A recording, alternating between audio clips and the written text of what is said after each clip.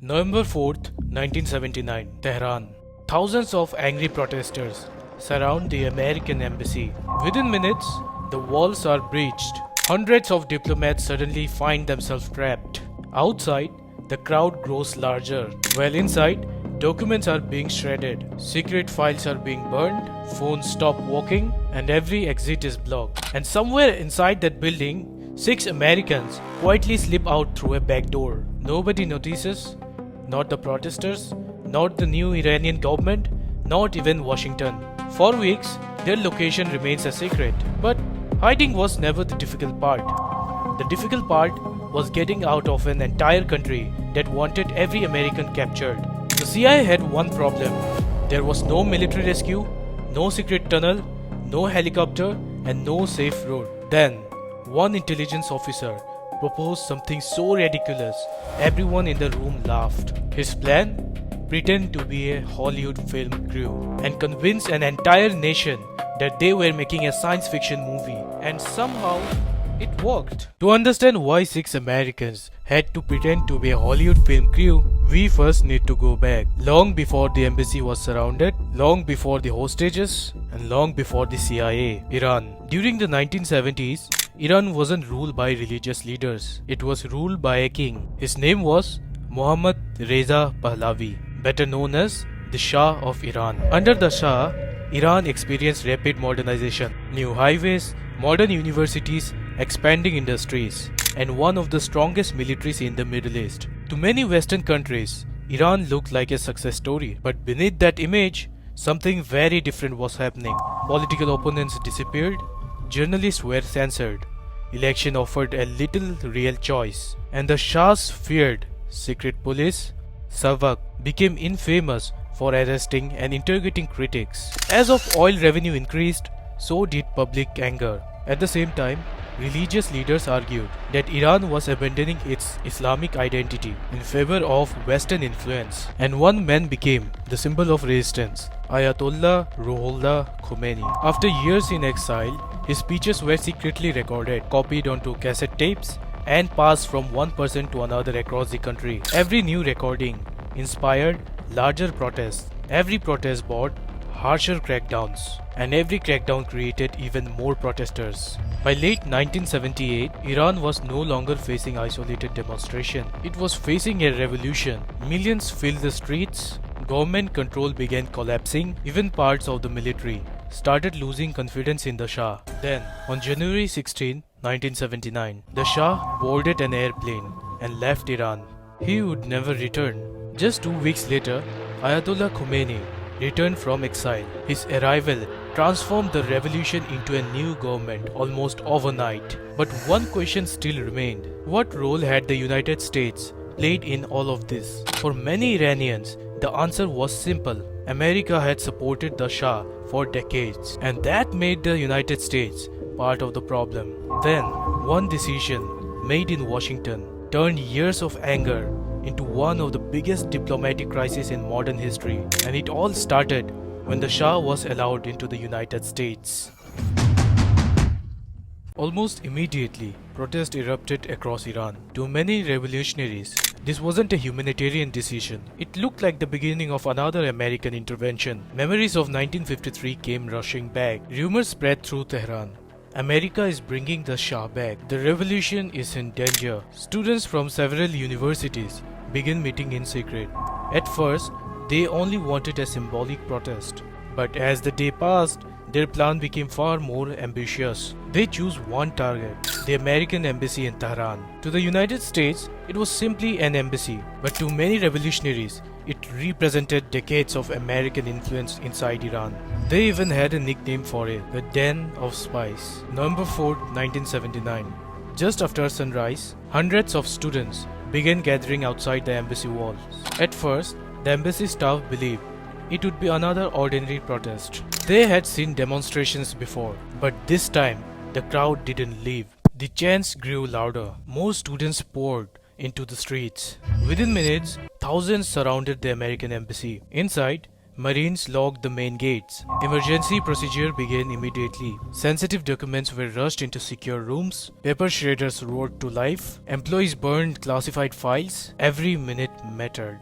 Because everyone inside knew if the crowd broke through, there would be no easy out. Outside, students carried ropes. Others bought bolt cutters. Some climbed nearby rooftops. Then, the first protester reached the embassy walls. One after another, they climbed over. Within seconds, dozens had crossed into the compound. The Marines fired tear gas, but there were simply too many people. The outer gates gave up. Windows shattered. The crowd flooded inside. Telephones stopped working. Radio communication became unreliable. Smoke filled several offices as diplomats destroyed the last classified documents they could. Some locked themselves inside secure rooms. Others barricaded doors with heavy furniture. For more than an hour, chaos consumed the embassy. One by one, American diplomats surrendered. They were blindfolded, their hands were tied. Many believed they would never leave Iran alive. In total, 52 Americans were taken hostage. The crisis would last 444 days. But amid all the confusion, something extraordinary happened. 6 Americans managed to escape, not through the front entrance, not with the weapons, not in disguise. They simply walked out before anyone realized they were missing. They slipped through a little used, rear exit, blended into the streets of Tehran and disappeared into the city. At first, nobody noticed. Not the students, not the new Iranian government, not even officials in Washington. For the next several days, the 6 Americans moved from one safe location to another. Every knock at the door could have been the end. Every passing car made them wonder if they had been discovered. If Iranian authorities found them, they would almost certainly be taken hostage as well, or worse. Meanwhile, back in Washington, the CIA faced an impossible question. How do you rescue 6 Americans from the middle of a country that was searching for them? No military operation could reach them, no secret tunnel existed, no helicopter could simply fly them out. Every airport, every border, every road was being watched. Time was running out. Then, a veteran CIA walked into a meeting with an idea so absurd that people thought he was joking. His name was Tony Mendez, and his plan would become one of the most unbelievable intelligence operations ever attempted. Silence filled the room. The CIA had spent days searching for an answer. Every proposal ended the same way: rejected. A military raid? Impossible. Iranian airspace was heavily defended. A rescue convoy? Every major road was under surveillance. Smuggling the Americans across the mountain? Too dangerous. Every border crossing was being watched. The 6 diplomats were trapped, and with every passing day, the chance of finding them grew smaller. Back in Tehran, the escapes had become ghosts. They changed safe houses, avoided windows, spoke in whispers, never stayed in one place for long. Each morning, they wondered if someone would knock on the door. Each night, they wondered if they would survive until sunrise. The Canadian ambassador and his staff risked everything to hide them. If Iranian authorities discovered what they were doing, the consequences would have been severe. Washington knew time was running out. Then, a veteran CIA officer walked into headquarters with a completely different way of thinking. His name was Tony Mendez. Unlike most CIA officers, Mendez wasn't trained to fight wars. He specialized in something much stranger: false identities, forgery, secret extractions. For years, he had helped people disappear, not by force, but by making them become someone else. When Mendez looked at the problem, he asked a different question. Instead of asking how do we sneak 6 Americans out of Iran, he asked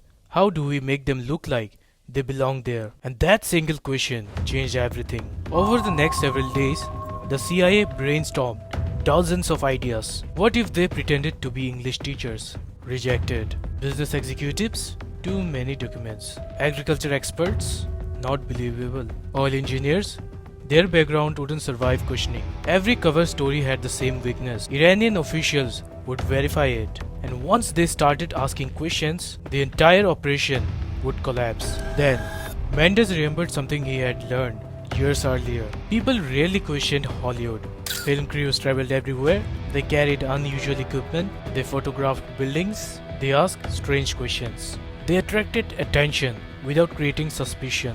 It sounded ridiculous, so ridiculous that even experienced intelligence officers laughed. Some thought Mendez had lost his mind. Others believed the plan belonging in a comedy, not inside CIA headquarters. But Mendez didn't argue. Instead, he started building the operation. If the diplomats were going to pretend to be filmmakers, then the movie had to exist. Not just on paper, it had to look completely real. The CIA contacted someone with connections inside Hollywood. Soon, real producers, real makeup artists, real entertainment lawyers, and real film industry professionals were quietly brought into one of the most secret intelligence missions in American history. Together, they created an entirely fake production company. It had an office, working telephones, business cards, professional letterheads, employee records, a logo, and an advertisement announcing an upcoming science fiction movie. The fake film had a name, Argo. It wasn't chosen at random. A real science fiction screenplay already existed. The CIA legally acquired the rights to it. Concept artists designed the alien worlds. Illustrators paint the futuristic cities. Costume designers sketched strange creatures. Movie posters were printed. Trade magazines carried advertisements. Anyone investigating the production would find exactly what they expected, a legitimate Hollywood movie. Because that was the secret, the cover did not have to fool everyone. It only had to survive long enough for 6 Americans to board an airplane. One by one, new identities were created. Each diplomat became a member of a Canadian film crew. A director, a producer, a screenwriter, a cinematographer, a production manager, a location scout. They memorized entirely new lives, new names, new jobs, new biographies. They rehearsed conversations, practiced answering difficult questions, studied movie terminology, learned the details of a film that would never be made. Because one mistake, one hesitation, one wrong answer could expose the entire operation. And exposure wouldn't mean failure, it could mean prison or death. Then, Tony Mendez did something almost unbelievable. He decided he would travel to Tehran himself, not with soldiers, not with weapons, not with a rescue team, alone, carrying nothing more dangerous than a fake passport, a movie script, and one impossible plan. If it worked, 6 Americans would walk out of one of the most dangerous countries on earth in plain sight. If it failed, the world would witness one of the greatest disasters in CIA history, and there would be no second chance. Tony Mendez landed in Tehran on January 25, 1980, not as a CIA officer, not as an American spy, but as a Canadian film producer. His fake passport identified him by an entirely different name. His luggage contained movie scripts, storyboards, production schedules, business cards, and every document needed to convince Iranian officials that he was scouting locations for a science fiction movie called Argo. If anyone discovered his real identity, the mission would end immediately, and so might his life. Within hours of arriving, Mendez made contact with 6 Americans. For nearly 3 months, they had barely stepped outside. Every day had felt longer than the last. Some had grown beards, others rarely slept. Several admitted that they had begun imagining the sound of police knocking on the door, even when the streets outside completely silent. Now, for the first time, someone had arrived with a plan. Mendez gathered everyone inside the Canadian ambassador's residence. Then he said something unexpected. "I'm not here to rescue you." The room fell silent. Confused faces looked back at him. Then he continued, "I'm here to make you into someone else." One by one, he handed each diplomat a new passport, a new identity, a new profession. They were no longer diplomats. They were now members of a Canadian film crew. Each person received an entirely new life story, where they lived, how long they had worked in the film industry, what department they belonged to, why they had traveled to Iran. Even their favorite restaurants in Hollywood were written in their biographies. Because if an immigration officer started asking casual questions, the answer had to come naturally. There could be no hesitation, no uncertainty, no contradictions. For the next 2 days, the house became a classroom. Nobody practiced escaping, they practiced acting. The producer learned how producers spoke. The cinematographer memorized camera equipments. The screenwriter learned details about the fictional script. The location manager studied Iranian architecture, so he could explain exactly why the crew had chosen Tehran as a filming location. Every conversation was rehearsed again and again and again. Mendez became deliberately difficult. He interrupted answers, changed questions, pressed them without warning. Sometimes he intentionally accused them of lying, not because he doubted them, but because Iranian officials might do the same. The diplomats slowly realized their greatest weapon wouldn't be courage, it would be confidence. Meanwhile, outside the safe house, Iran remained deeply suspicious of foreigners. Revolutionary guards monitored airports, roadblocks appeared without warning, hotels reported foreign guests, telephone calls were monitored. The country was still searching for Americans. One mistake could destroy everything. Then came the final rehearsal. Mendez gathered everyone together. He looked around the room. If anyone fails, they can't do this. This is your last chance to say so. Nobody spoke. The mission would continue.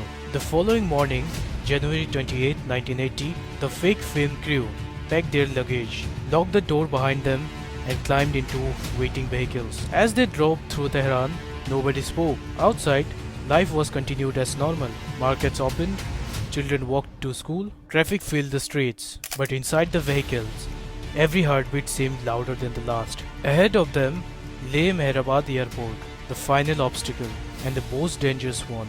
Because once they entered the terminal, there would be no turning back. Every passport would be examined, every visa inspected, every face compared. If even one officer became suspicious, the entire operation would collapse. The car slowed, the airport came into view. Tony Mendez took one final look at the 6 fake filmmakers, then quietly said, "Remember who you are, not who you were, who you are."